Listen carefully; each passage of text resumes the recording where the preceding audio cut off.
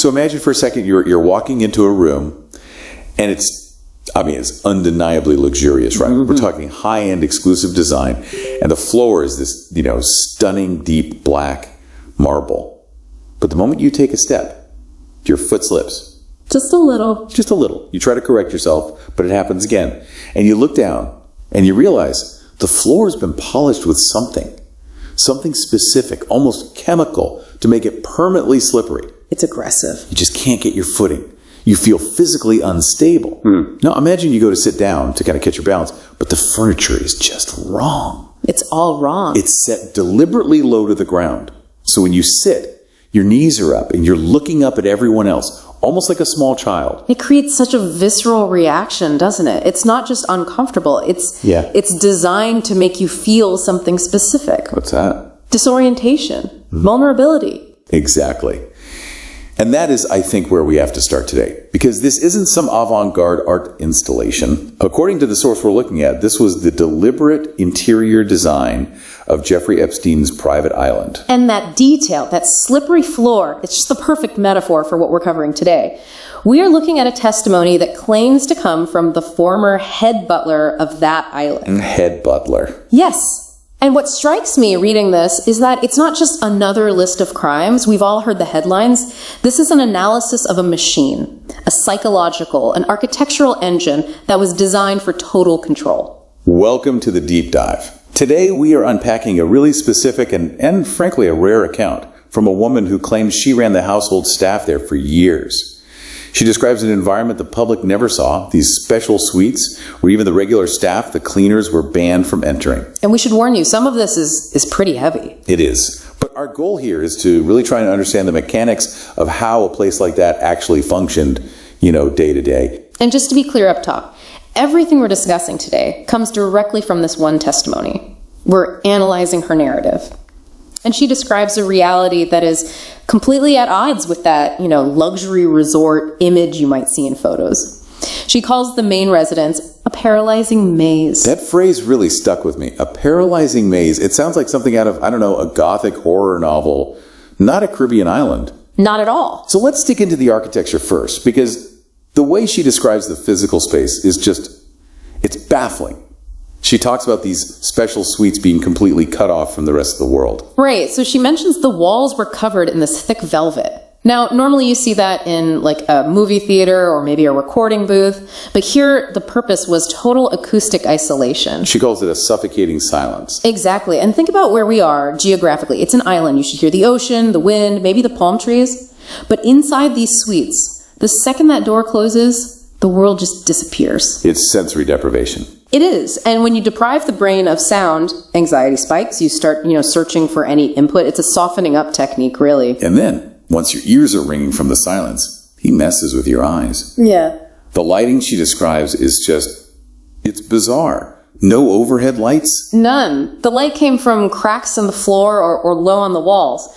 And here is the control aspect. Epstein allegedly had a panel, like a smart home controller, but, weaponized, where he could just shift the mood instantly. So he could make it, a dim red? A dim, moody red, or, and this is the part that gave me chills, he could blast a bright white light.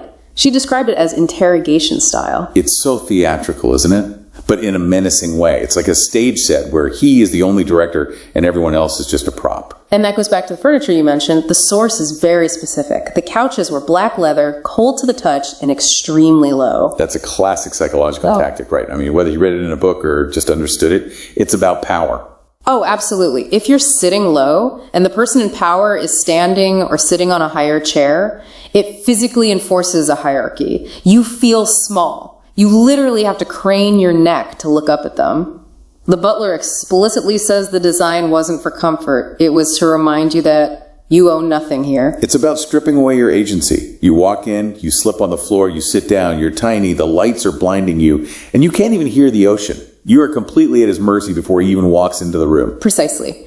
You're focusing on not falling or squinting against the light, which means you aren't focusing on defending yourself or questioning what's happening. It just breaks down your resistance. Okay, so that's the general vibe of the suites. But there is one specific room she describes that. Look, I have to be honest, when I first read this part, I thought, okay, this sounds like a Bond villain lair.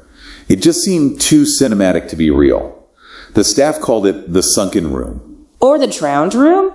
I have the same reaction. It is by far the most disturbing claim in this entire testimony.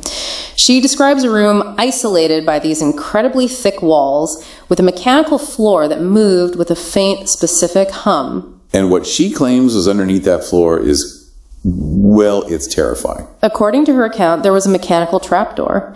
And this trapdoor didn't just lead to a basement. It opened directly into the sea below. But not just anywhere. No. Yeah. It opened over a deep point in the coastline that was known for gathering predatory fish. Sharks. Okay, I have to pause you there. Because this sounds, it sounds insane. A trapdoor into a shark tank. Are we sure this isn't just, staff gossip that got out of hand? Don't go in there or the sharks will get you. And that's a very fair question. We don't have blueprints. We have her testimony. But here's the thing.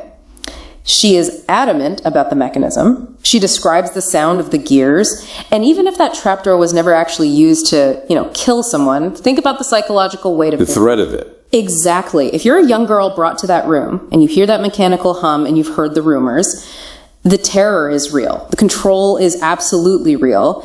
The butler claims she saw people enter that room and never come out. She doesn't say, I saw a murder. She doesn't. But she says the connection between the trapdoor, the predators below, and the disappearances was, quote, clear to everyone who saw what we saw. That is, even if it was just a psychological weapon, that is just sadistic. And on top of that physical threat, there was the digital one, the surveillance. Right. We know about cameras in general. Rich people have security. But she gets very specific about where they were hidden. Inside the eyes of paintings, she describes these classic portraits of women from, ancient eras hanging on the walls. The camera lenses were hidden behind the canvas, just peering through the painted eyes. Which implies that everything, every conversation, every single act was recorded. Everything. And the source suggests that this footage wasn't just for his personal use or voyeurism. It was leverage. Think about who came to this island. If you have video of powerful people in compromising situations, you own them. And she warns, very ominously, that there might be photos and videos released in the future. She implies the archive is the real weapon here. That brings us to the man himself. The butler paints this picture of Epstein that is really unsettling because she doesn't describe him as some raving madman. She calls him a genius manipulator. And she focuses a lot on his background as a teacher. Yeah, at the Dalton School in New York. Very prestigious place. And the sword points out the anomaly that he taught math and physics there without ever finishing a college degree. That's wild to me. How do you even talk your way into a job like that without the credentials? Well, she attributes it to his sheer charisma and his mathematical mind. He could charm anyone, but more importantly, she quotes a philosophy he lived by. Math doesn't lie. People do. Exactly. It sounds so rational, but in this context, it's just cold. It gives you this insight into his worldview. He saw humans as variables in an equation. The island was his laboratory. He wasn't connecting with people emotionally. He was just solving a puzzle of control.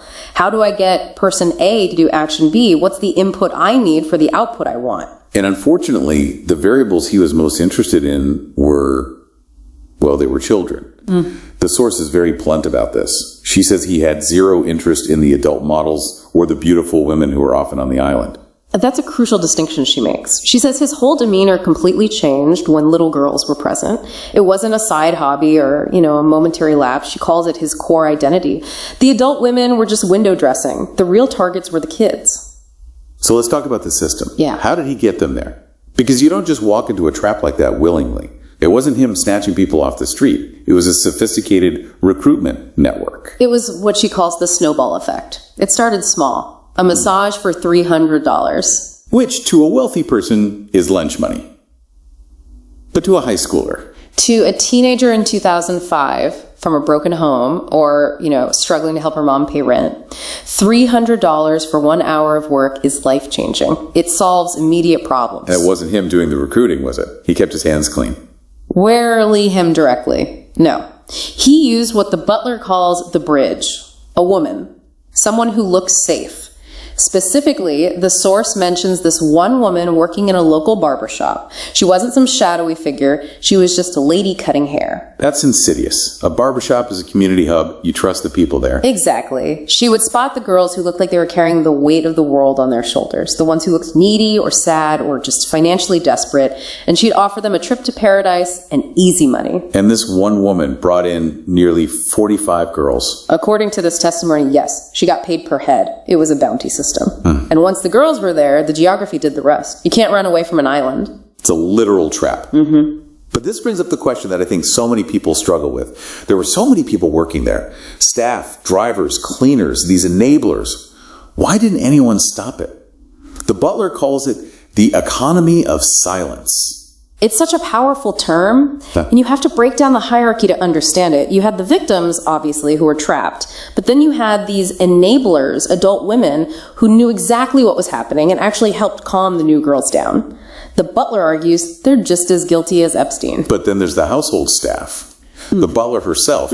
Why stay in a house of horrors? This is where we get into the golden handcuffs. The pay wasn't just good, it was, exorbitant. She claims the rate was 3 to 4 times the standard for hotel staff.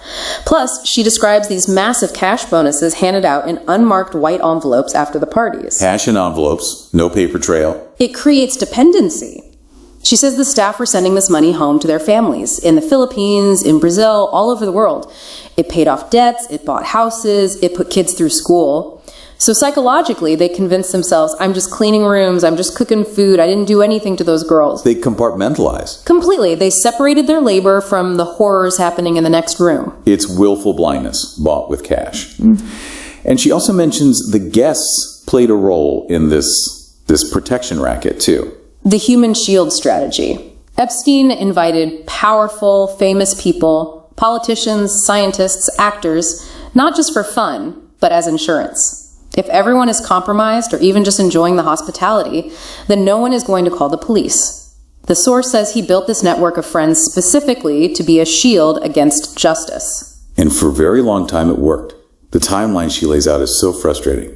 Let's talk about the 2006 raid. That should have been the end of it. This was the first earthquake, as she calls it. The police were coming, but staff was ordered to clean and erase everything before they arrived. And they found cameras, didn't they? They did.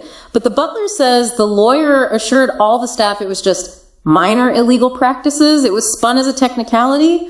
And then the most galling part, Epstein threw a comeback party. The arrogance. He gets raided by the police and then throws a party. He acted totally untouchable. And looking at what happened next, maybe he was. We have to talk about that 2008 plea deal. The source calls it a fake prison sentence. We hear work release and we think, okay, he goes to a job site. But what did that actually look like for him? It was a complete farce. He was out for 16 hours a day, 6 days a week. He basically used the jail as a crappy hotel to sleep in. During the day, he was at his office, holding meetings, seeing people, having his driver shuttle him around. Wow. The source says the staff watched all this and just realized this man is immune. The system works for him, not against him. That had to be so demoralizing.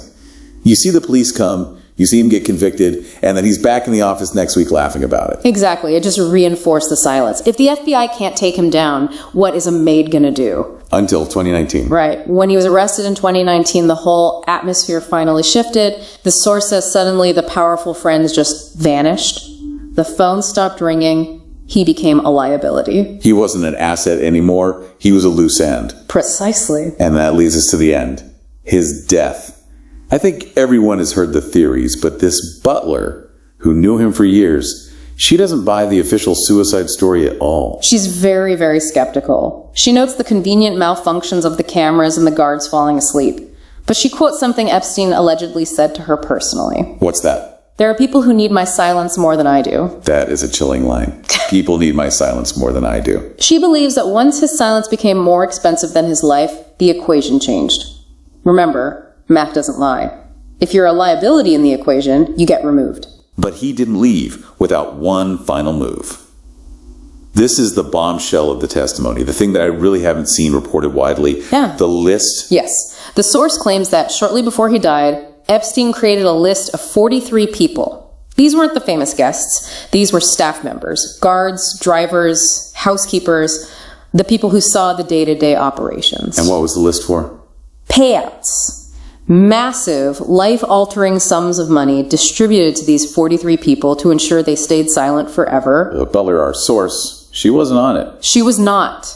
She says she doesn't know if it was because he trusted her so completely he didn't think he needed to buy her off, or if he was just discarding her. But because she didn't get that final hush money, she feels she's the only one left with nothing to lose. That's why she's speaking. That's why she's speaking. That is. Wow. So there are 43 people out there right now, flush with cash, holding the secrets of what they saw in that house. Precisely. They have the memories, and they have the money to keep those memories buried. Okay, so let's unpack this. What does this deep dive really tell us? Because it feels like more than just a crime story.